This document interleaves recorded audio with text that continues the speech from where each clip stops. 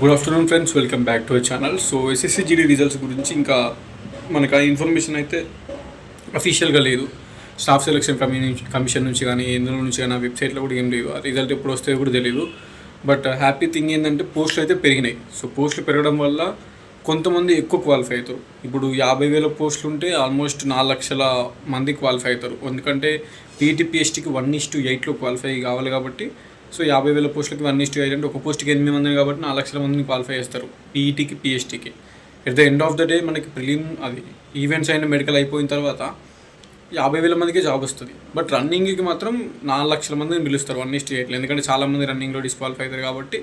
So 4 లక్షల మందిని పిలుస్తారు. అంతకుముందుకు 30,000 పోస్టులు ఉన్నప్పుడు సో 3x8 అంటే 2,40,000 మందిని పిలిచేటోళ్ళు 1:8లో. ఫస్ట్ 50,000 పోస్టులు పెరగడం వల్ల సో ఆల్మోస్ట్ ఒక 1,40,000 1,30,000 మందికి ఎక్స్ట్రా క్వాలిఫై అవుతున్నారు. సో 1,30,000 1,40,000 మంది ఎక్స్ట్రా క్వాలిఫై అవుతున్నారు అంటే గ్రేట్ థింగే కదా. సో అది అన్నట్టు. ఇంకోటి ఏంటంటే ఈ కట్ ఆఫ్ పెరుగుతుందా తగ్గుతుందా అని కూడా చాలామంది ఇన్స్టాగ్రామ్లో మెసేజ్ చేస్తున్నారు. యాక్చువల్గా నాకు 2 ఛానల్స్ ఉన్నాయి. సో 2 ఛానల్స్ ఉండడం వల్ల ఇంకో ఛానల్ నుంచి కూడా చాలా మెసేజ్లు వస్తాయి నాకు ఇన్స్టాగ్రామ్లో. అన్ఎంప్లాయ్ ఛానల్ నేను ఎక్కువ వీడియోస్ చేయట్లేదు, ఎందుకంటే సో ఏమో నాకు చేయాలనిపించలేదు. ఈ ఛానల్లో వీడియోస్ నాకే ఏం జాబ్ లేదు కదా, నేనే ఎస్ఎస్సి జీడీలో ఏం వర్క్ చేస్తలేను కదా. సో నువ్వు ఎందుకు వీడియోస్ చేస్తున్నా నెగిటివ్ కామెంట్స్ చాలామంది చేసారు. అప్పటి నుంచి నేను వీడియోస్ ఎక్కువ చేస్తలేను ఇలా. సో ఎందుకంటే బయట ఛానల్స్ కూడా చాలామంది జాబ్ లేని వాళ్ళు కూడా ఎక్స్పీరియన్స్ తోటి ఇన్ఫర్మేషన్ ఇస్తారు. సో అది మెయిన్ పాయింట్. నేను కూడా నాకున్న ఎక్స్పీరియన్స్ తోటి ఇన్ఫర్మేషన్ ఇచ్చిన అది కొంతమందికి యూజ్ అయింది. బట్ కొంతమంది నెగిటివ్ కామెంట్స్ పెట్టడం వల్ల నేను ఎక్కువ చేయట్లేదు వీడియో. ఇంకో ఛానల్ ఉంది నాకు, సో ఆ ఛానల్లో వీడియో చేస్తా. అది కూడా స్టడీ పర్పస్లో సంబంధించింది, ఓకేనా. ఇంకోటి ఏంటంటే ఇప్పుడు ప్రజెంట్ కట్ ఆఫ్ అనేది ఏ ఇయర్ చూసుకున్నా 2018 నుంచి 2025 వరకు మధ్యలో 3-4 నోటిఫికేషన్స్ జరిగినాయి కదా. ఎప్పుడు కూడా ఒక ఇయర్ ఉంది అంటే ఇంకో ఇయర్ పెరుగుతుంది కానీ తగ్గది. ఎందుకంటే అఫ్కోర్స్ పోస్టులు పెరిగినాయి, తక్కువ మంది అటెండెన్స్ అయ్యారు, అటెండెన్స్ పర్సెంటేజ్ తక్కువ ఉంది, ఓకేనా. సగం మంది కూడా ఎగ్జామ్ రాయలేదు, సగానికి సగం మంది రాయలేరు ఎగ్జామ్.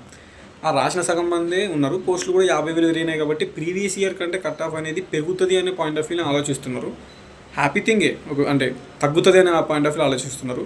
తగ్గితే నేనే హ్యాపీ, మీరు హ్యాపీ. ఎందుకంటే కట్ ఆఫ్ తగ్గితే మంచిగా ఎక్కువ మంది క్వాలిఫై అవుతారని ఒక స్కోప్ ఉంటుంది. కానీ మ్యాక్సిమం 99% నా నమ్మకం ఏంటంటే ఇప్పుడున్న హెవీ కాంపిటీషన్లో ఫుల్ మంది లాంగ్ టర్మ్ కోచింగ్ తీసుకొని ప్రిపేర్ అయ్యారు. ఒక్కొక్కరు 2-3 నోటిఫికేషన్లు ఫెయిల్ అయిన వాళ్ళు ఉన్నారు.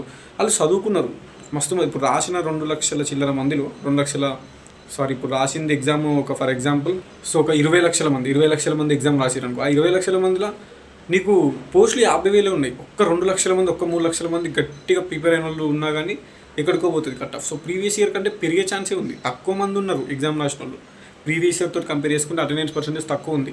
కానీ రాసిన తక్కువ మందిలో వాళ్ళు ఎక్కువ చదివారు, బాగా స్కోర్ తెచ్చుకున్నారు, మన కోచింగ్లు తీసుకున్నారు, ఎక్స్పీరియన్స్డ్ క్యాండిడేట్స్ ఉన్నారు. కాబట్టి నా ఐడియా ప్రకారం మ్యాక్సిమం తగ్గదు. ఏ ఇయర్ అయినా అంటే ఏ కేటగిరీ అయినా కానీ మ్యాక్సిమం లాస్ట్ ఇయర్ కంటే పెరుగుతుంది, కానీ తగ్గే ఛాన్స్ అస్సలు లేదు. అలాంటి హోప్స్ పెట్టుకుంటే ఇక అది రిజల్ట్ వచ్చిన తర్వాత చూసుకుందాం. తగ్గితే హ్యాపీనే, బట్ ముందు చెప్తాను తగ్గదు, మ్యాక్సిమం తగ్గదు. ఎందుకంటే కాంపిటీషన్ ఆ రేంజ్లో ఉంది. ఒక్కొక్కళ్ళ మార్క్స్ ఆ రేంజ్లో వచ్చినాయి. అందరికి 100 మీదనే ఉన్నాయి ఈసారి. మనం రిజల్ట్ వచ్చిన తర్వాత మీరే మాట్లాడుకుంటారు, నేను చెప్పింది గుర్తుపెట్టుకుంటారు. సో ప్రాక్టీస్ అయితే చేయరు. ప్రాక్టీస్ చేస్తే హెల్త్కి మంచిది. ప్రాక్టీస్ చేస్తే ఒకవేళ ఇన్ కేస్ క్వాలిఫై అయితే మంచిదే కదా. ప్రాక్టీస్ చేస్తే క్వాలిఫై అయిన తర్వాత టైం ఎక్కువ ఉండదు. రిజల్ట్ వచ్చిన తర్వాత నేను ప్రాక్టీస్ స్టార్ట్ చేస్తా అంటే టైం ఉండదు. కంపల్సరీ నమ్మకం ఉంటే, హోప్ ఉంటే ప్రాక్టీస్ చేసుకో రన్నింగ్. ఎందుకంటే అసలే ఎండాకాలం, ఆడ ఎప్పుడు పెట్టేది తెలియదు, ఇబ్బంది అవుతుంది రన్నింగ్. సో ప్రాక్టీస్ చేసుకో, ఓకేనా. అంతే. ఇక రిజల్ట్ వచ్చిన తర్వాత మనకి తెలుస్తుంది. రిజల్ట్ వచ్చినాక జస్ట్ ఒక 20-25 డేస్లోనే రన్నింగ్ పెడతారు. ఎక్కువ టైం ఉండదు రిజల్ట్ వచ్చిన తర్వాత. సో లాస్ట్ ఇయర్ కూడా అంతే, ఒక 20 డేస్ 21 డేస్ 3 వారాలు ఇస్తే వాళ్ళే మంచోళ్ళు, ఓకేనా. సో ఆ 20 డేస్లో 5K ప్రాక్టీస్ స్టార్ట్ చేస్తే నీకు పెయిన్స్ వస్తాయి, ఇబ్బంది అవుతుంది. 20 డేస్లో 5K కొట్టలేం. లాంగ్ టర్మ్గా ప్రిపేర్ అయితేనే అది అవుతుంది. సో ఇది అన్నట్టు. నెక్స్ట్ నోటిఫికేషన్ నవంబర్లో ఉంది.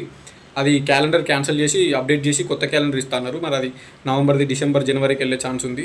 అంటే ముందు జరుగుతుంది ఎగ్జామ్. నవంబర్లో రాకపోవచ్చు, మేబీ డిసెంబర్లో జనవరిలో వచ్చే ఛాన్స్ ఉంది. కొత్త క్యాలెండర్ వచ్చిన తర్వాత కొత్త ఎస్ఎస్సి జీడీ నోటిఫికేషన్ ఎప్పుడు ఉంది, నెక్స్ట్ ఎస్ఎస్సి జీడీ అనేది మనం తెలుసుకోవచ్చు, ఓకే. సో చాలామంది ఇన్స్టాగ్రామ్లో నాకు మెసేజ్ చేసి పర్సనల్ నెంబర్స్ అడుగుతున్నారు. ఈ 2 ఛానల్స్ ఉన్నాయి. 2 ఛానల్స్లో రోజు 100+ మెసేజెస్ వస్తాయి. అందరికీ నా పర్సనల్ నెంబర్ అస్సలు ఇవ్వలేను, ఓకేనా. సో ఈ ఇన్స్టాగ్రామ్ కూడా మొత్తం హ్యాంగ్ అవుతుంది ఇన్స్టాగ్రామ్ కాబట్టి ఇన్స్టాగ్రామ్ని అన్ఇన్స్టాల్ చేసేస్తా ఫస్ట్ నా మొబైల్కి వెళ్ళి. ఎందుకంటే నేను యూజ్ చేసే జస్ట్ 8,000 రూపీస్ మొబైల్, అందులోనే అన్ఎంప్లాయ్ ఛానల్ క్రియేట్ చేసిన, ఇంకో ఛానల్ క్రియేట్ చేసిన, అందులో 9,500 సబ్స్క్రైబర్స్ ఉన్నారు, అన్ఎంప్లాయ్లో 3,000 చైన్ సబ్స్క్రైబర్స్ ఉన్నారు. సో వీళ్ళందరూ మెసేజ్ చేసేసరికి ఆ ఫోనే హ్యాంగ్ అవుతుంది. Just 8,000 rupees mobile, Poco C31 mobile అది. సో అందులో క్రియేట్ చేసిన 2 ఛానల్స్. ఫోన్ అనేది హ్యాంగ్ అవుతుంది, స్టోరేజ్ ఉండలేదు, అన్ని మెసేజ్లు వచ్చేసరికి అన్ని రిప్లై కూడా ఇవ్వలేకపోతున్నాను నేను. సో అందుకే ఒక యాప్ ఉంటుందంట, నాకు మా ఫ్రెండ్ సజెషన్ చేసింది, నా బాధ చూడలేక వాడు. సో కాల్ మీ 4 అని ఉంటుంది, కాల్ CALLME 4. సో మీ అది డిస్ప్లే చేస్తా. సో కాల్ మీ 4 యాప్లో ఒకవేళ మీరు పర్సనల్గా మాట్లాడాలి, అన్నతో మాట్లాడాలి, డిస్కషన్ చేయాలి, నాకు ఉన్న డౌట్స్ని క్లియర్ చేసుకోవాలి అనుకుంటేనే, లేదంటే మీకు ఇన్ఫర్మేషన్ తెలిస్తే అవసరం లేదు, నాతో మాట్లాడద్దు అనుకుంటే అవసరం లేదు.